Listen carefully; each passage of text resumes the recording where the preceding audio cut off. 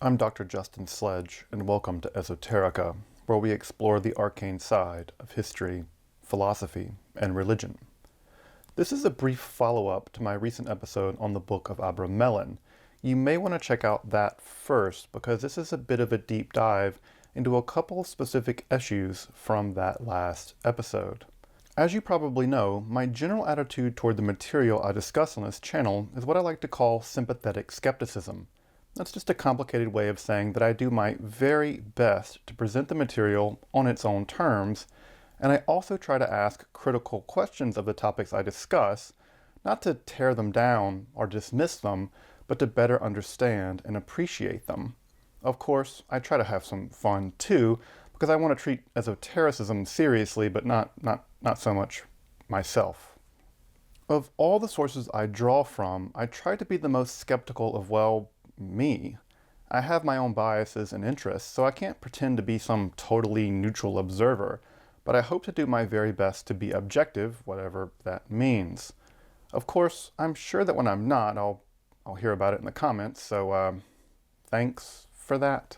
In my recent episode on the Abramelin, I expressed a good bit of skepticism about the Jewish Kabbalistic origin of that text, especially the theory that it was written by a learned German Kabbalist of the 15th century.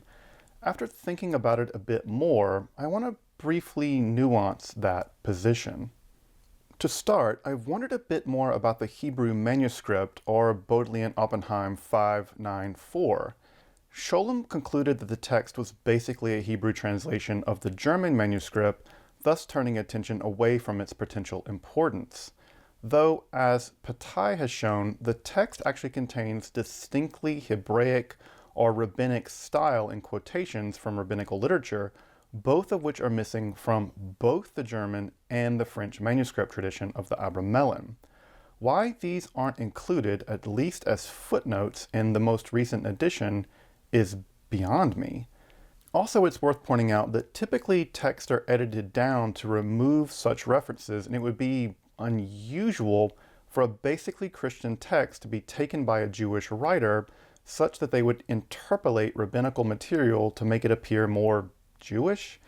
I can't think of a single instance of something like that in the Kabbalistic literature that I know of. Further, the various magical deeds of Abraham are exaggerated in both the German and the French manuscripts when compared to the Hebrew edition. The amounts of people healed, the status of those magically rescued, the various amounts of money, the number of horses is both increased and, well, made magical. Both the French and the German manuscripts consistently report numerically more and more spectacular magical feats on the part of Abraham. In my experience, such exaggerations are almost always later addition to texts and traditions.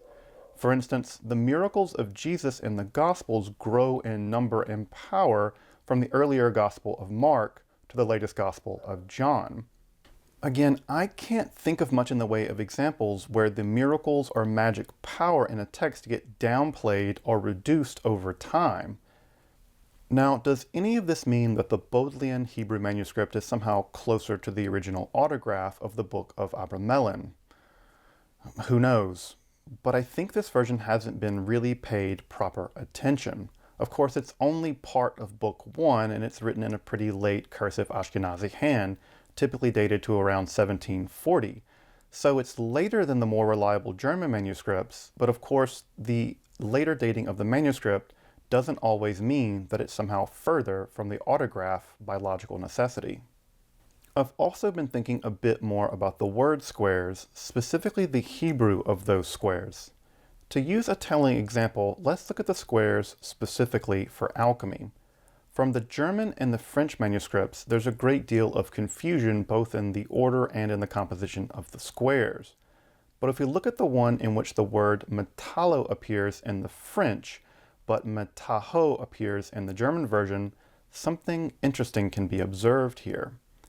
First, the French version is known to be, well, pretty unreliable, especially in this last fourth section of the squares. However, the presence of the word metallo is actually important because, as you may know, the word metal, actually metal, is in that spelling a technical generic word for the metals in Jewish alchemy through the Middle Ages. Why? Because the generic word for metal is actually post-biblical. The Bible just typically used the names of the metal in question, zahav for gold or kesef for silver.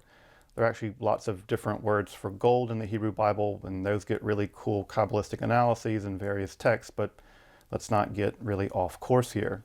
At any rate, the word matechet appears in the later rabbinical literature as a kind of generic word for metal. It's from the same shoresh or root meaning to melt or to pour, and it isn't from the Greco-Latin word for mine, where we get our word for metal. Now, what's interesting is that we find in the German manuscript of the square, the first word there is mataho, which looks a lot like the plural of matechet or metachot, though the final tav is missing for the feminine plural. But what's with the metallo? What's with that final O there? It could mean his metal in Hebrew, but who knows?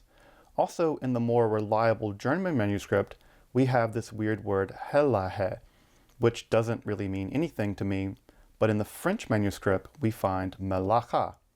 Clearly, the technical alchemical term melacha, a word that connotes craftsmanship and is typically used in Hebrew to denote the various 39 species of work that are forbidden on Shabbat.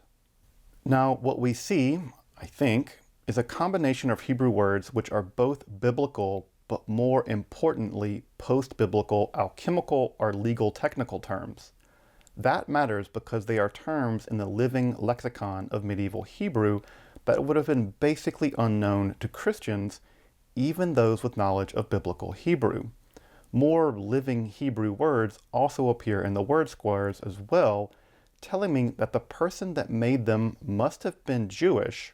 They must have had some degree of rabbinical education for whom Hebrew was part of their thought world. They were thinking in Hebrew. Indeed, they also seem to know some technical terms associated with alchemy. Now, that sounds a bit like Abraham of Worms, right? Not quite. All the words in the word squares are written using Sephardi pronunciation of Hebrew, not the Ashkenazi pronunciation that Abraham or the Maharil would have used. This shouldn't be surprising. At least from what we know about Jewish alchemy, it was an overwhelmingly Sephardi, not Ashkenazi practice. What about the famed Abramelin then? Could he have been responsible for the squares? Well, he would have been Mizrahi, and there's no evidence I see of the kind of Latinized spellings that we would expect from that dialect either. Further, often to make the squares work, the words are artificially made plural. For instance, we have gablinas in the square for cheese. This is clearly from the Hebrew word gavina, but what's with that weird S? You guessed it, Patai argues convincingly that it's the Spanish or Ladino plural. The squares, it seems to me, were generated by a Sephardi Jew with the education mentioned above, and so that makes the Ashkenazi Abraham story seem less tenable, much less the idea that Abraham was in fact the Maharil. So what does this all mean? Well, it means that this text needs a lot more attention. It may even mean that there wasn't even a single book of Abramelin in the original unified text, and that's in fact the direction I'm currently leaning at this point. It's also pretty clear to me that the Book of Abramelin has a pretty complicated composition and recension history, and that a solid academic critical edition is now very seriously desired. At any rate, I want to walk back my skepticism a bit and admit as much.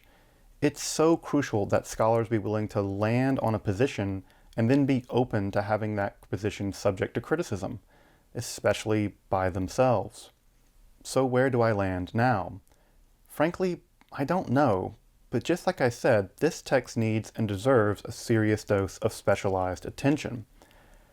At any rate, this is just a small episode digging a bit deeper into this text and trying to interrogate my own positions a bit and, to be honest, as I think and learn more. Until next time, I'm Dr. Justin Sledge, and this has been a brief episode of Esoterica, where we explore the arcane in history, philosophy, and religion.